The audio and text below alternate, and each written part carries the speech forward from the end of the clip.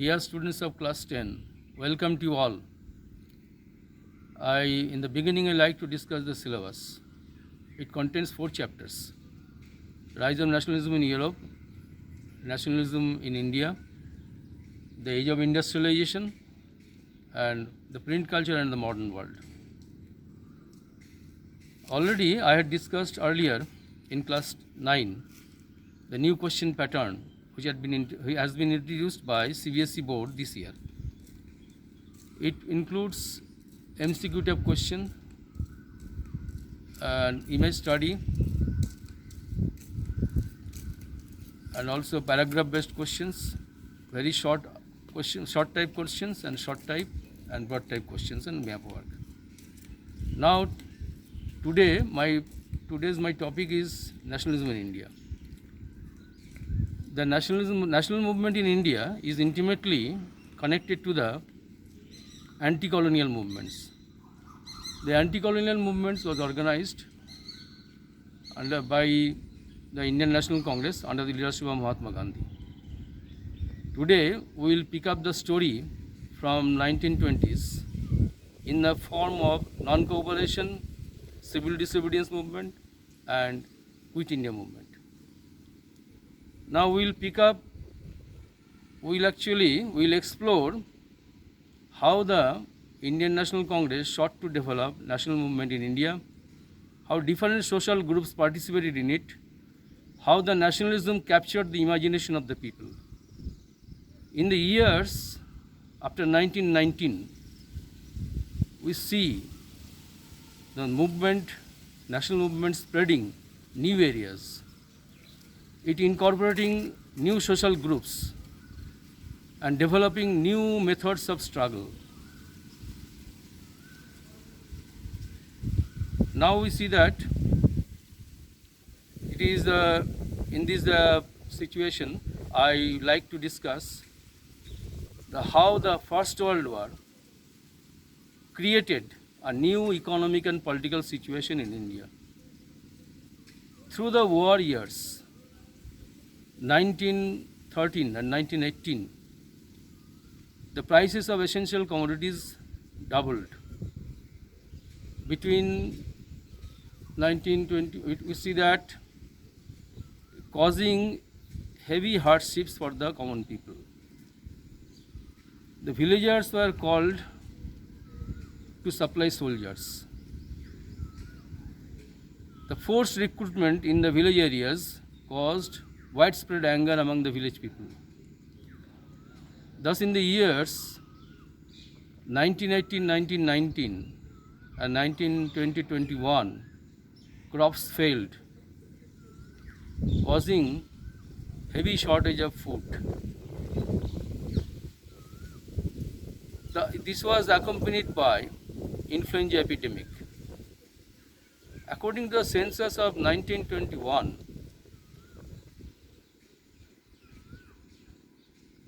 12 to 13 million people perished as a result of famines and epidemic.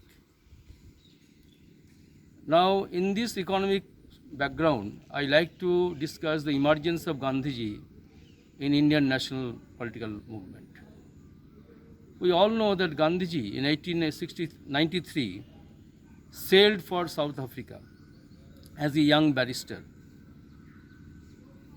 In South Africa, he successfully fought against the white racist regime with a novel technique of mass agitation, which Gandhiji called Satyagraha. The idea of Satyagraha was based on truth and non-violence. In 1915, Gandhi returned to India,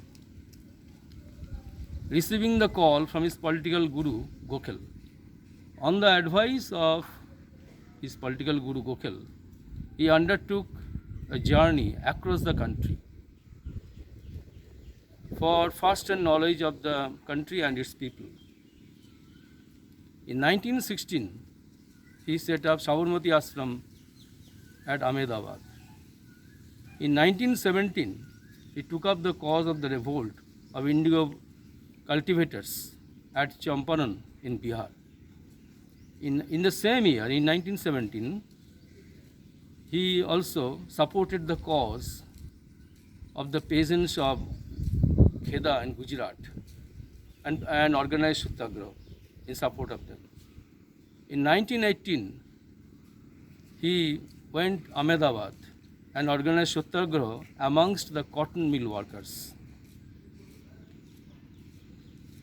Now, Gandhiji's Satyagraha movement in Champaran, Kheda and Ahmedabad proved to be successful. And Gandhiji now came to the limelight of Indian politics.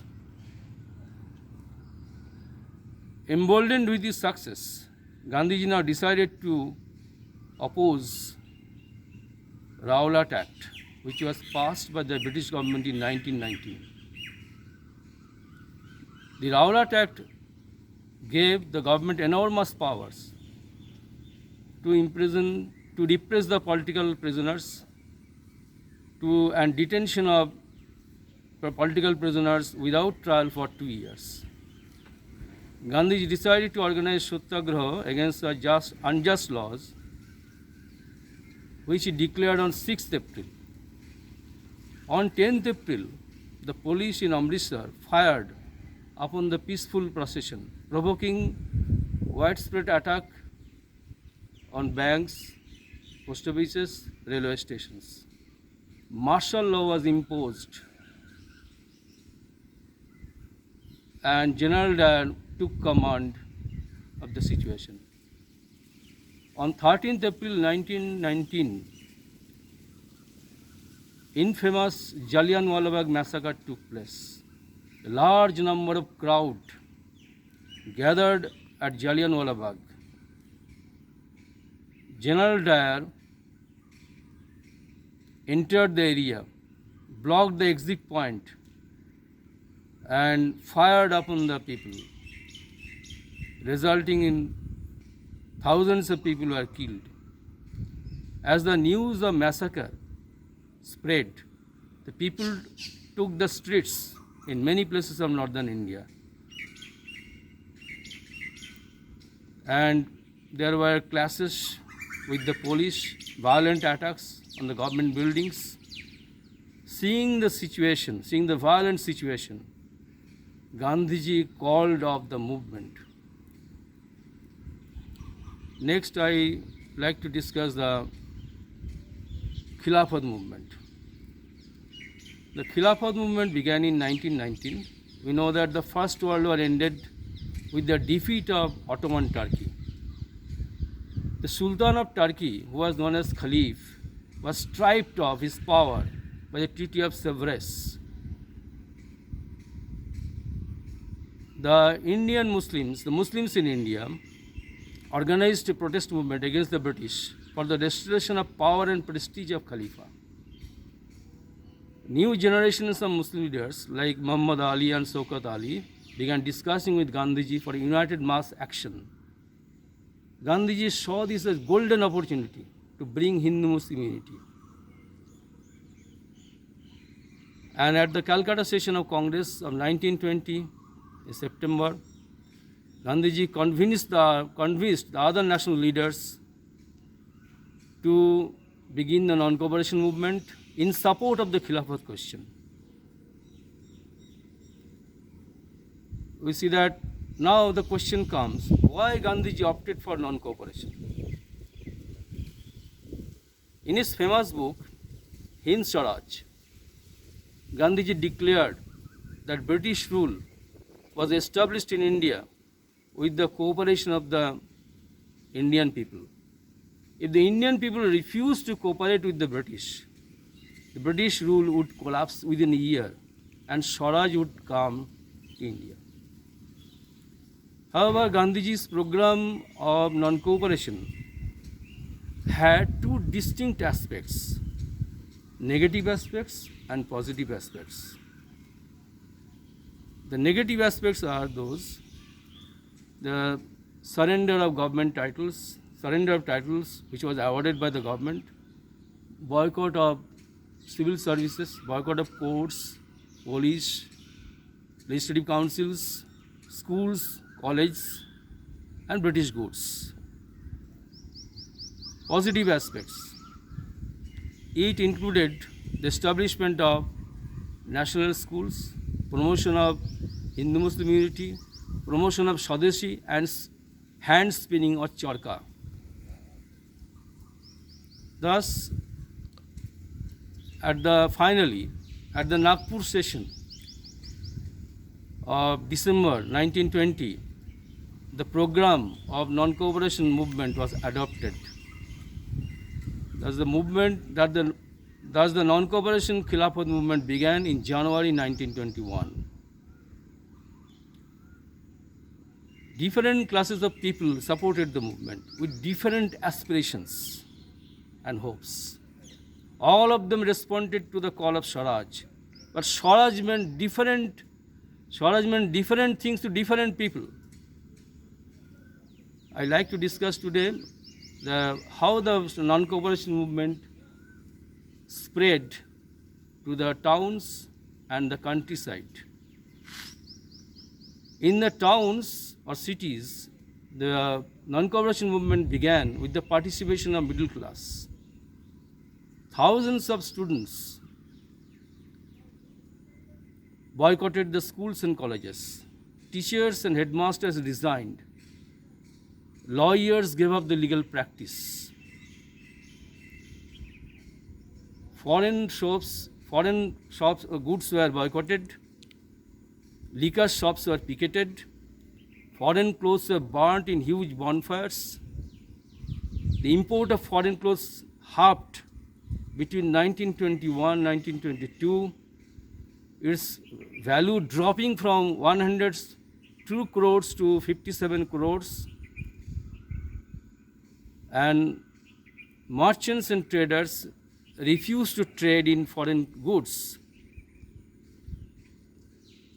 As a result of the spread of boycott movement, people discarded use of foreign clothes and wearing khadi. Naturally, it promoted Indian textile mills, or the production in the Indian textile mills went up. Now the movement spread to countryside.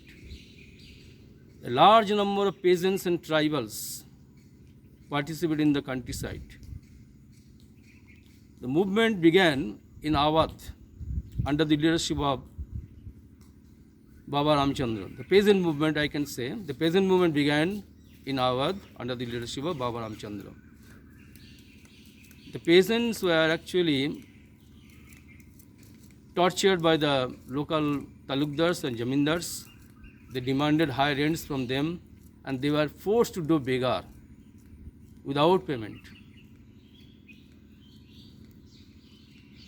The peasants now demanded reduction of revenue, abolition of beggary system, and social boycotting of landlords and jamindars. In 1920, Jawaharlal Nehru came to Awadh, listened the grievances of the peasants, and as a result, Awadh Kisan Sabha was established with its 300 branches. We see that later the peasant movement in Awadh turned violent.